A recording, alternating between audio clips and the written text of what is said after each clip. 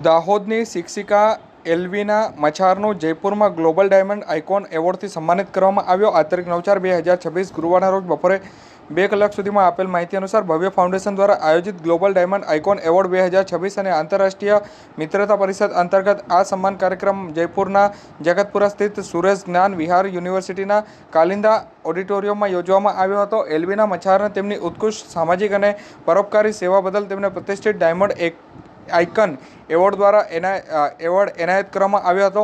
આ કાર્યક્રમમાં ભારત સહિત 15 દેશોની આશરે 200 જેટલી પ્રતિભાનું સન્માન કરવામાં આવ્યું હતું। ખાસ કરીને કેન્સર દર્દીઓ, ઓટિસ્ટિક બાળકો અને વિશેષ જરૂરિયાત ધરાવતા બાળકો માટે આ કાર્ય કરતી વ્યક્તિઓને આ મંચ પર સન્માનિત કરવામાં આવ્યા હતા। એલ્વિના મછારે આ પ્રસંગે ગેસ્ટ ઓફ ઓનર તરીકે પણ વિશેષ સ્થાન આપવામાં આવ્યું હતું। સન્માન સ્વીકાર્યા બાદ એલ્વિના મછારે જણાવ્યું હતું કે આ પુરસ્કાર માત્ર એક એવોર્ડ નથી, પરંતુ વર્ષોની મહેનત, અતૂટ શ્રદ્ધા અને સમર્પણનું પરિણામ છે। આ સન્માન તેમને ભવિષ્યમાં વધુ સામાજિક જવાબદારી સાથે ગરીબ અને જરૂરિયાતમંદ લોકો માટે કાર્ય કરવાની પ્રેરણા આપવાનો છે।